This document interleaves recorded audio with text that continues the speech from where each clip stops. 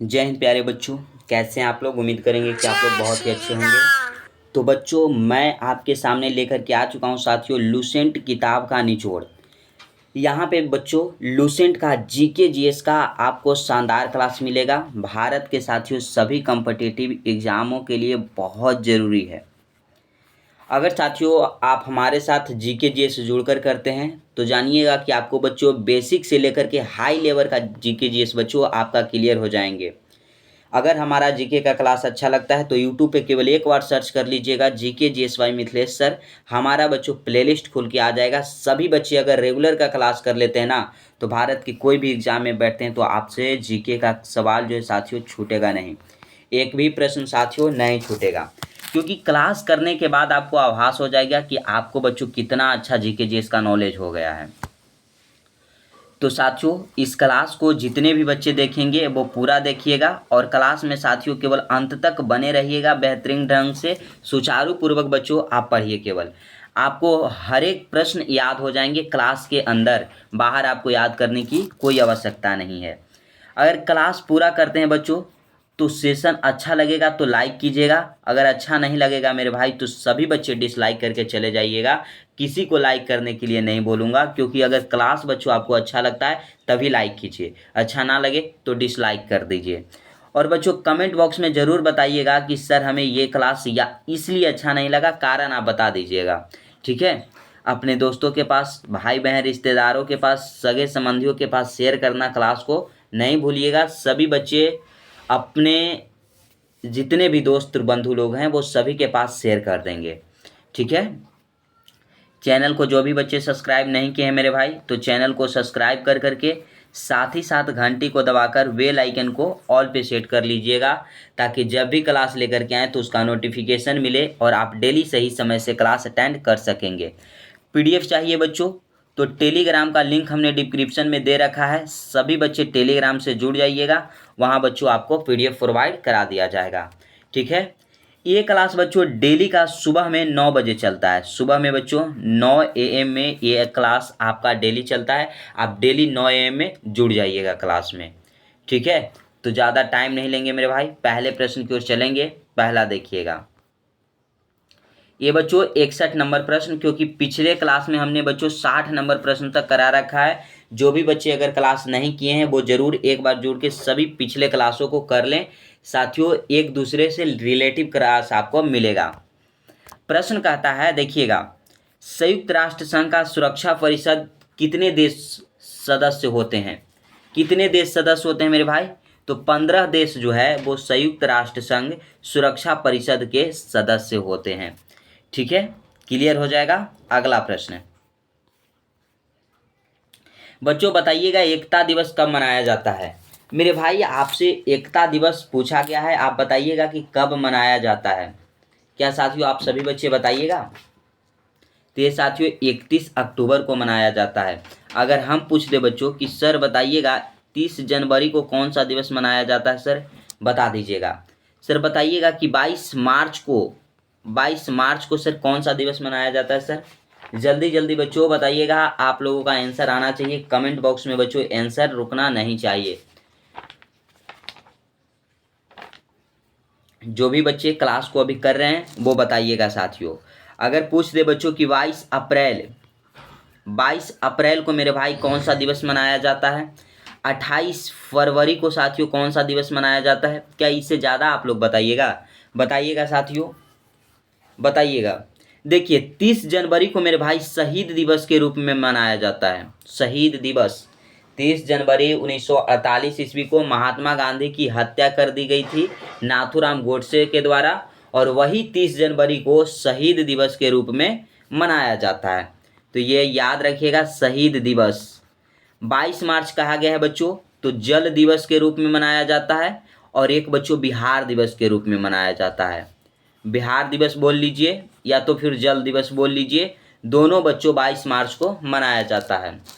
अगर 22 अप्रैल की बात किया जाए ना मेरे भाई तो पृथ्वी दिवस के रूप में मनाया जाता है। पृथ्वी दिवस अगर पूछा जाए कि सर पृथ्वी दिवस कब मनाया जाता है सर, तो 22 अप्रैल को मनाया जाता है। क्लियर हो जाएगा यहाँ तक साथियों। 28 फरवरी तो 28 फरवरी को मेरे भाई विज्ञान दिवस के रूप में मनाया जाता है। क्या मनाया जाता है? विज्ञान दिवस। तो साथियों यहाँ तक क्लियर है आप सभी बच्चों का। एग्जाम में प्रश्न आएगा तो क्या बनेगा कि 31 अक्टूबर को क्या मनाया जाता है? तो एकता दिवस के रूप में मनाया जाता है। शहीद दिवस 30 जनवरी को। जल दिवस या बिहार दिवस तो 22 मार्च को। पृथ्वी दिवस 22 अप्रैल। विज्ञान दिवस 28 फरवरी। तो साथियों यहाँ तक क्लियर है। सभी बच्चे कमेंट बॉक्स में बताइएगा। और पूछ लें साथियों, अगर पूछ लें आपसे कि सर बताइएगा कि शिक्षा दिवस कब मनाया जाता है? शिक्षा दिवस साथियों एक होता है बच्चों शिक्षक दिवस। शिक्षक दिवस,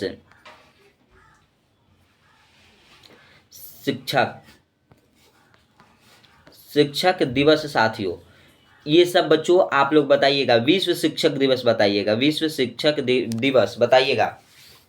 तो शिक्षा दिवस को साथियों 11 नवंबर को मनाया जाता है। अगर विश्व शिक्षक दिवस देखा जाए ना तो 5 अक्टूबर को मनाया जाता है। क्लियर है साथियों। अगला प्रश्न अगला आता है कि संयुक्त राष्ट्र संघ का 193वां सदस्य कौन सा देश बना था? तो ये दक्षिणी सूडान जो है बच्चों 193वां देश बना है। दक्षिणी सूडान 193वां देश बना है संयुक्त राष्ट्र संघ का। अगला प्रश्न है हिंदी दिवस कब मनाया जाता है? यहाँ पे बच्चों आपसे हिंदी दिवस पूछा गया है। बच्चे बताएंगे कि सर 14 सितंबर को साथियों, 14 सितंबर। 14 नवंबर को कौन सा दिवस मनाया जाता है मेरे भाई? तो चिल्ड्रेन दिवस मनाया जाता है। बच्चे दिवस बाल दिवस के रूप में मनाया जाता है बच्चों, बाल दिवस। 5 सितंबर को बच्चों, 5 सितंबर को कौन सा दिवस मनाया जाता है? तो ये साथियों शिक्षक दिवस के रूप में मनाया जाता है। शिक्षक दिवस के रूप में मनाया जाता है। अगला प्रश्न कहता है कि भारतीय मरुस्थल का क्या नाम है? तो भारत के जो मरुस्थल है बच्चों यह थार मरुस्थल है। यहाँ पे बच्चों थार मरुस्थल पे सर्वाधिक जनसंख्या निवास करता है। सर्वाधिक अगर जनसंख्या पूछा जाए किस मरुस्थल पे है सर्वाधिक जनसंख्या मेरे भाई, तो हो जाता है आपका थार मरुस्थल पे। क्लियर हो जाएगा। क्लियर है बच्चों। अगला प्रश्न देखिएगा। कहता है मेरे भाई कि काजीरंगा राष्ट्रीय अभयारण्य किस राज्य में है? काजीरंगा राष्ट्रीय अभयारण्य जो है बच्चों यह असम राज्य में है।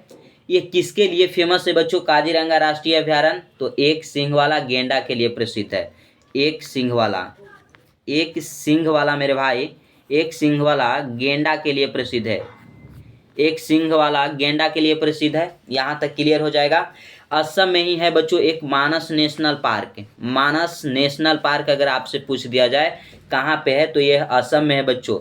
यह किसके लिए फेमस है? तो जंगली भैंसा के लिए, जंगली बच्चों भैंसा के लिए फेमस हो जाएगा।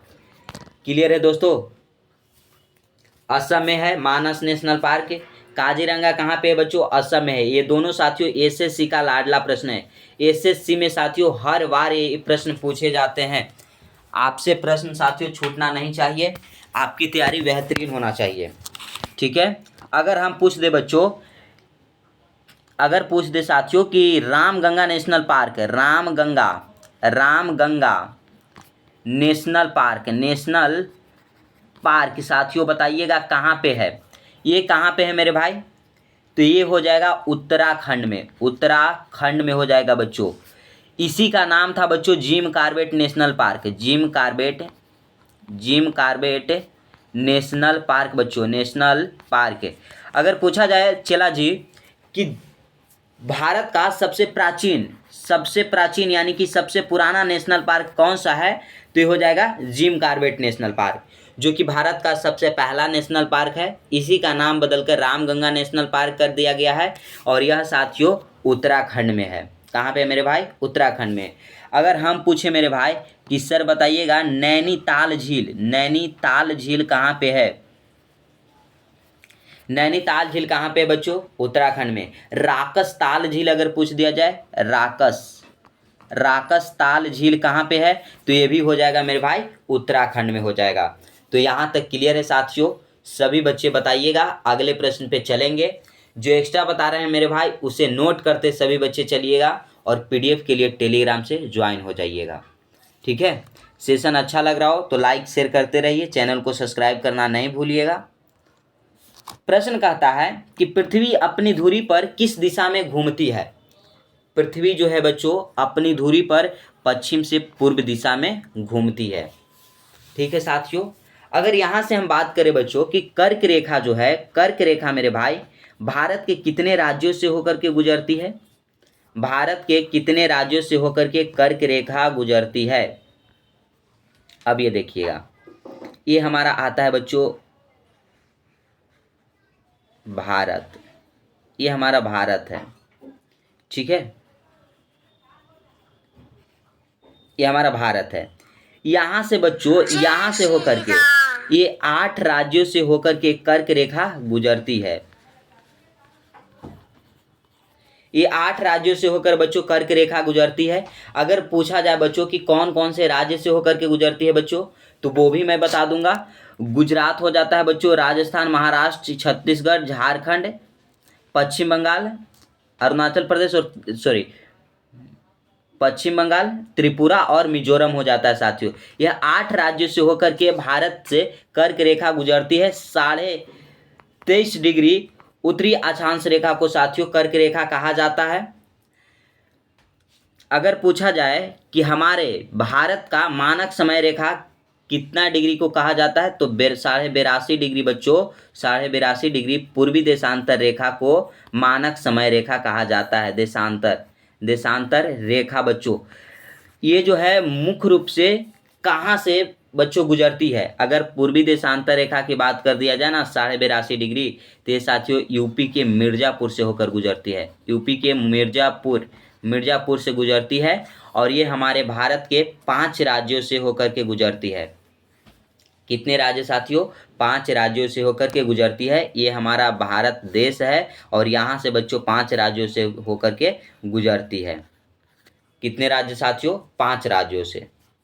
इसका ट्रिक था बच्चों, ट्रिक है मौका, MOUCA। ठीक है साथियों, महाराष्ट्र, उड़ीसा, यूपी, छत्तीसगढ़ और ये बच्चों आंध्र प्रदेश, ये 5 राज्यों से होकर के 82.5 डिग्री पूर्वी देशांतर रेखा जो है हमारे देश से गुजरती है। वो हमारा मानक समय रेखा है, ये याद रखिएगा। प्रश्न कहता है कि उज्जैन किस नदी के किनारे बसा हुआ है। उज्जैन जो है बच्चों शिप्रा नदी के किनारे बसा हुआ है। कौन सा नदी हो जाएगा बच्चों? शिप्रा नदी के किनारे। आगरा पूछ दिया जाए कि आगरा किस नदी के किनारे बसा हुआ है, तो यमुना नदी के किनारे मेरे भाई बसा हुआ है। बिहार बच्चों किस नदी के, बिहार में पटना जो है साथियों, पटना बताइएगा, पटना किस नदी के किनारे है, तो यह गंगा नदी के किनारे हो जाएगा। अयोध्या बच्चों, अयोध्या किस नदी के किनारे है, तो सरयू नदी के किनारे, सरयू नदी के किनारे हो जाएगा। क्लियर है मेरे भाई? यहाँ तक क्लियर है? सभी बच्चे बताइएगा। अगला प्रश्न देखिए,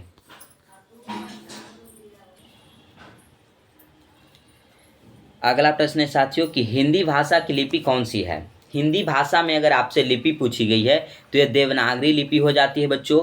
अगर अंग्रेजी भाषा की लिपि आपसे पूछ दिया जाए कि सर बताइएगा अंग्रेजी भाषा की लिपि कौन सी हो जाएगी, तो हो जाता है साथियों रोमन लिपि हो जाता है। कौन सा लिपि हो जाएगा बच्चों? रोमन लिपि। देवनागरी लिपि जो है बच्चों सबसे प्राचीन लिपि अगर पूछ दिया जाए ना, तो यह देवनागरी लिपि हो जाता है। क्लियर है? अगला प्रश्न, सेशन बच्चों अच्छा लग रहा हो तो सभी बच्चे लाइक और शेयर करते रहिएगा बच्चों। चैनल को सब्सक्राइब करना कोई भी बच्चा नहीं भूलेगा और कमेंट बॉक्स में सभी बच्चे कमेंट करते रहेंगे। मुझे विश्वास रहेगा बच्चों कि बच्चे अभी पढ़ रहे हैं, कमेंट आ रहा है बच्चों का। प्रश्न कहता है गोबर गैस में मुख्य रूप से क्या पाया जाता है। तो गोबर गैस जो है बच्चों उसमें मुख्य रूप से मीथेन पाया जाता है। मीथेन बच्चों जिसका सूत्र हो जाता है CH4, ये याद रखिएगा। मीथेन बच्चों जो है एल्केन समूह का हो जाता है, एल्केन हो जाता है, एल्केन बच्चों। ठीक है, एल्केन का सूत्र अगर पूछ दिया जाए तो CnH2n+2 हो जाएगा।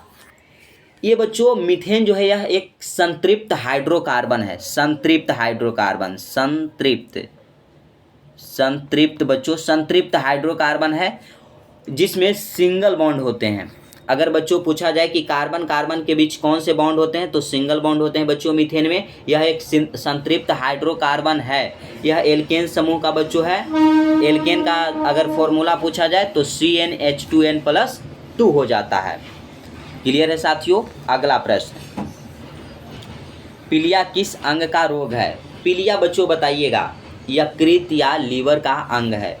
पीलिया जो है बच्चों, यकृत या लीवर दोनों एक ही होता है, इसी का अंग है। इसका अगर वेट देखा जाए बच्चों ना, तो 1.5 kg होता है, यानी कि लगभग बच्चों 1500 ग्राम होता है। 1500 बच्चों ग्राम ये हमारे यकृत का वजन होता है, लीवर का साथियों वजन होता है। क्लियर है? क्लियर है मेरे भाई। अगला प्रश्न, प्रश्न कहता है कि क्लोरोफिल का खनिज घटक क्या है? क्लोरोफिल जो है बच्चों हरा रंग का वर्णक होता है, हरित लवक होता है बच्चों, हरा वर्णक होता है। इसमें साथियों मैग्नीशियम धातु पाई जाती है। खनिज अगर पूछा जाए तो मैग्नीशियम पाया जाता है, जिसका बच्चों संकेत हो जाता है Mg, परमाणु संख्या हो जाता है मेरे भाई 12। ठीक है। अगर पूछ दिया जाए बच्चों कि रक्त यानी कि खून में, रक्त में बच्चों कौन सी धातु पाई जाती है, तो इसमें बच्चों आयरन पाई जाती है। आयरन यानी कि साथियों लोहा पाई जाती है Fe। क्लियर है मेरे भाई। रक्त का रंग बच्चों अगर पूछ दिया जाए लाल किस वजह से होता है, तो यह हीमोग्लोबिन के कारण बच्चों, हीमोग्लोबिन के कारण रक्त का रंग लाल होता है। ठीक है दोस्त। रक्त में आयरन का क्या कार्य है, तो रक्त में बच्चों ऑक्सीजन का प्रवाह करना, यह लोहा का कार्य है।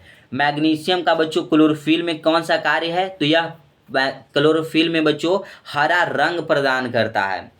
ठीक है।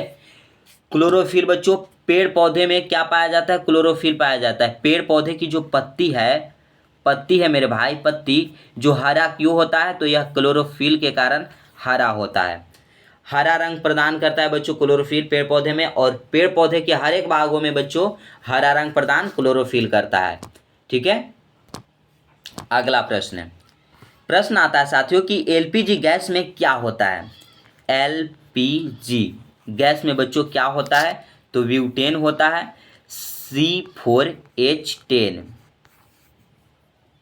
अगर सूत्र पूछा जाए साथियों तो C4H10 यह संतृप्त हाइड्रोकार्बन है। संतृप्त हाइड्रोकार्बन ये भी है बच्चों। जहाँ पे आपको सिंगल बॉन्ड देखने को मिल जाए, एल्केन समूह को देखने को मिल जाए बच्चों, वो संतृप्त हो जाएगा, और जहाँ डबल और ट्रिपल बॉन्ड देखने को मिल जाए वो आपको असंतृप्त हाइड्रोकार्बन हो जाते हैं। क्लियर है। अगला प्रश्न मेरे भाई, किसने सर्वप्रथम अशोक के अभिलेखों को पढ़ा था? तो जेम्स प्रिसेप के द्वारा बच्चों 1850 ईस्वी में। कब?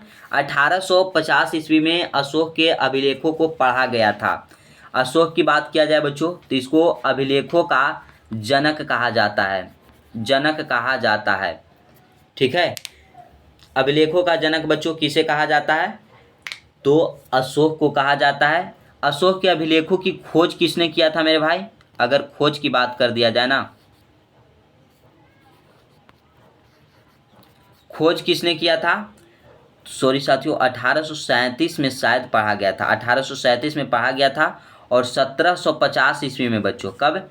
1750 ईस्वी में अशोक के अभिलेखों की खोज टीफे थेलर ने किया था। टीफे थेलर ने बच्चों, टीफे थेलर ने अशोक के अभिलेखों की खोज 1750 ईस्वी में किया था। यहाँ तक बच्चों याद रखिएगा। अशोक के अभिलेखों को सबसे पहले किसने पढ़ा, तो जेम्स प्रिसेप ने पढ़ा। अशोक के अभिलेखों का जनक किसे कहा जाता है बच्चों, तो अशोक को कहा जाता है। क्लियर है। यहाँ तक क्लियर है मेरे भाई। अगला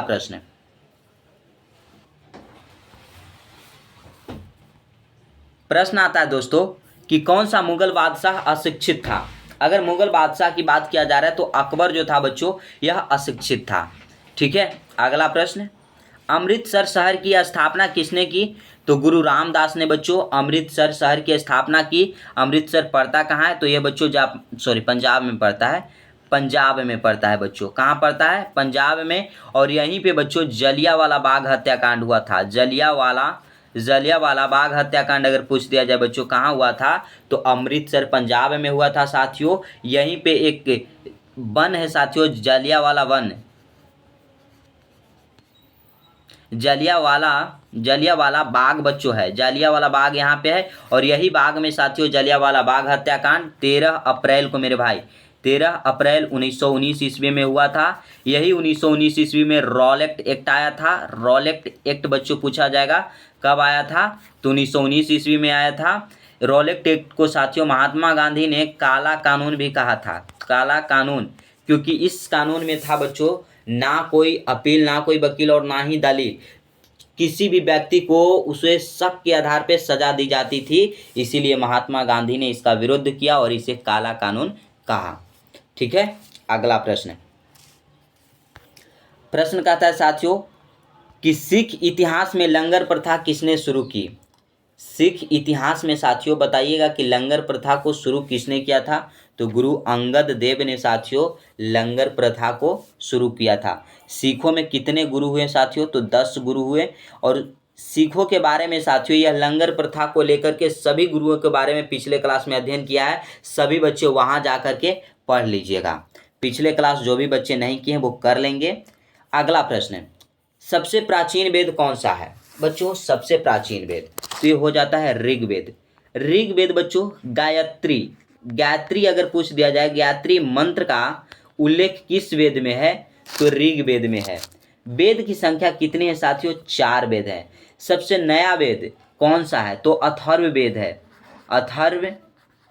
अथर्ववेद बच्चों ये सबसे न्यूनतम वेद है, मतलब नया वेद है। वेदों की संख्या 4 है बच्चों। गायत्री मंत्र का उल्लेख ऋग्वेद में आपको मिलेगा। सबसे प्राचीन वेद ऋग्वेद है। वेदों की संख्या 4 है। प्रश्न कहता है कि किस सुल्तान ने अपनी राजधानी दिल्ली से दौलताबाद स्थानांतरित किया, तो मोहम्मद बिन तुगलक ने बच्चों अपनी राजधानी को दिल्ली से दौलताबाद स्थानांतरित कर लिया था। और ये रहा आज का आपका लास्ट प्रश्न मेरे भाई कि प्रथम पंचवर्षीय योजना कब प्रारंभ हुई, तो ये हुआ था बच्चों 1951 में। आप लोग जानते हैं साथियों, जानते हैं टोटल अगर पंचवर्षीय योजना पूछ दिया जाए ना, टोटल कितने हुए, तो अभी तक बच्चों 12 पंचवर्षीय योजना हुए थे। पहली पंचवर्षीय योजना 1951 से लेकर के 1956 तक चला। दूसरी बच्चों 1956 से लेकर के 1961 तक चला। तीसरी चला था बच्चों 1961 से लेकर के 1966 तक चला। इसमें बच्चों सभी पंचवर्षीय योजना के बीच में देख रहे होंगे कि 5 वर्षों का गैप है। 5 वर्षों के अंतराल पे सभी पंचवर्षीय योजना हुई। लेकिन साथियों जो 5वीं पंचवर्षीय योजना थी ना, यह मात्र 4 वर्षों तक ही चली थी। कितने वर्ष, 4 वर्षों तक की थी बच्चों। तो क्लियर हो जाएगा यहाँ तक। पंचवर्षीय योजना को तैयार करता था कौन साथियों, तो इसको तैयार करना योजना आयोग का कार्य था। योजना आयोग का कार्य था, जिसका गठन 1950 ईस्वी में हुआ था। और योजना आयोग का नाम बदलकर बच्चों अब कर दिया गया है नीति आयोग, जिसका गठन हुआ है 2015 में। इसका अध्यक्ष अगर पूछा जाए बच्चों कौन होता है, तो प्राइम मिनिस्टर होता है। प्रधानमंत्री बच्चों इसका अध्यक्ष होते हैं। और अभी वर्तमान में अध्यक्ष नरेंद्र मोदी जी हैं। कौन है, नरेंद्र मोदी हैं नीति आयोग के अध्यक्ष। क्लियर हो जाएगा।